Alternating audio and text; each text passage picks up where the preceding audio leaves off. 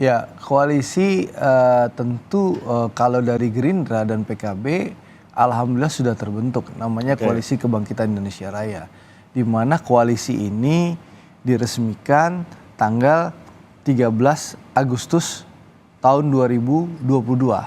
Ya, waktu itu Rapimnas Partai Gerindra di Sentul Convention Center tanggal 12 Agustus.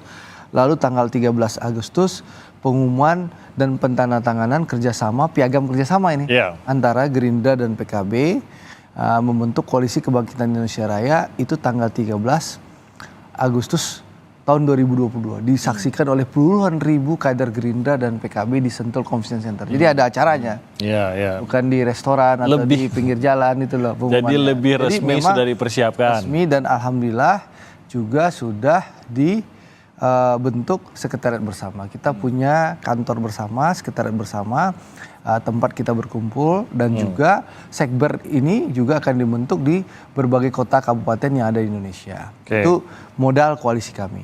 Tapi tentu komunikasi terus kita lakukan dengan partai-partai politik yang lain, ada yang terlihat maupun ada yang tidak terlihat. Tapi komunikasi itu terus kita bangun. Kita meyakini bahwa insya Allah partai-partai akan berbondong-bondong nanti akan bergabung dalam Koalisi Kebangkitan Indonesia Raya. Oke, solid antara Gerindra dan PKB, tapi masih terima dong kalau mau partai lain. Oh iya tentu, kan Pak Prabowo. Jadi belum final lah bentuknya ya. Pak Prabowo dan Gus Muhaimin sudah menyampaikan secara terbuka bahwa Partai Kebangkitan Bangsa dan juga Gerindra membuka diri dan terus berkomunikasi dengan partai-partai yang lain. Sahabat-sahabat kami yang ada termasuk Partai Nasdem gitu loh.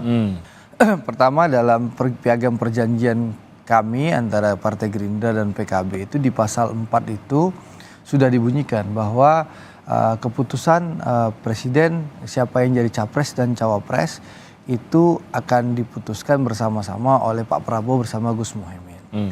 Lalu yang beberapa hari yang lalu Sekretaris Jenderal Partai Gerindra sudah menyampaikan secara terbuka bahwasanya tentu kandidat calon wakil presiden yang paling potensial dan terbesar tentu adalah Gus Muhaimin.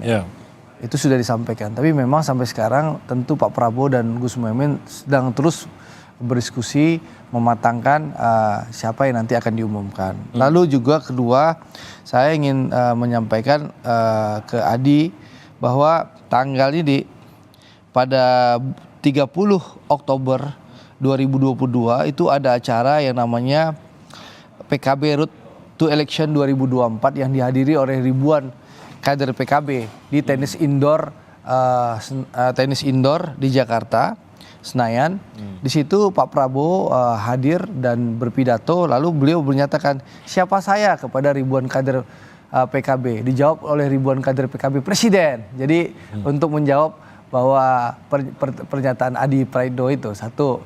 Yang kedua soal apa namanya tadi pernyataan Adi yang lain? Mengenai cawapres kah atau? Ya tadi cawapres sudah saya jawab bahwa itu ya jadi acara PKB juga sudah mengundang Pak Prabowo ribuan kader PKB.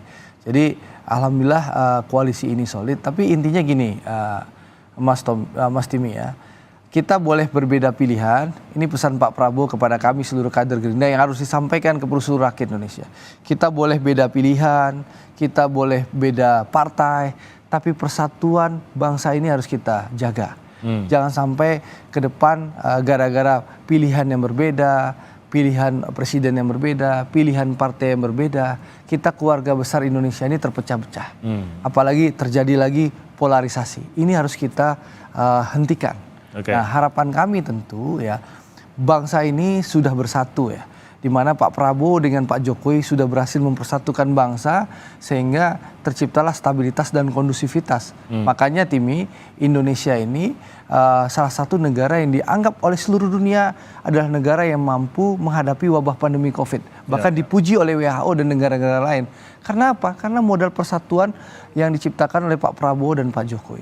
Bahkan negara Indonesia ini adalah negara yang dianggap mampu oleh seluruh dunia menghadapi krisis yang menghantam seluruh dunia saat ini. Ada krisis ekonomi, pangan, energi, ya bahkan ketidakpastian perang Rusia dan Ukraina. Karena modal persatuan, bahkan yang paling menarik, dunia-dunia lain, negara-negara lain memuji demokrasi ala Indonesia. Bahkan Malaysia itu meniru rekonsiliasi Indonesia, bagaimana Pakatan Rakyat dan Barisan Nasional bersatu akhirnya menjadikan Anwar Ibrahim Perdana Menteri Malaysia ke-10. Ini Kalau jangan negara dirusak lain gitu ya. negara lain meniru kita, kita tentu harus menjaga persatuan ini. Jadi itu pesan Pak Prabowo yang harus saya sampaikan, persatuan itu penting.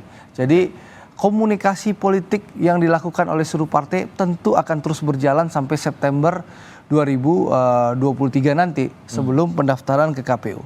Tapi intinya apa? Kita boleh beda pilihan, saya sama Uda saya, Kakak Willy, ya beda partai, beda pilihan, ya. Tapi silaturahim dan kebersamaan kita sebagai anak bangsa harus kita jaga. Oke, ini penting, ini pesan yang harus kita sampaikan. Ini komitmen tadi. Jadi tidak ada yang tidak mungkin dalam politik. Alias kalau main bola ini, kan mau pemilihan ketua umum PSSI tanggal 16 Februari. Bola itu bundar. Nah, sama dalam politik. Bola itu bundar. Jadi yang mungkin sudah deklarasi bisa saja bubar nantinya gitu lah.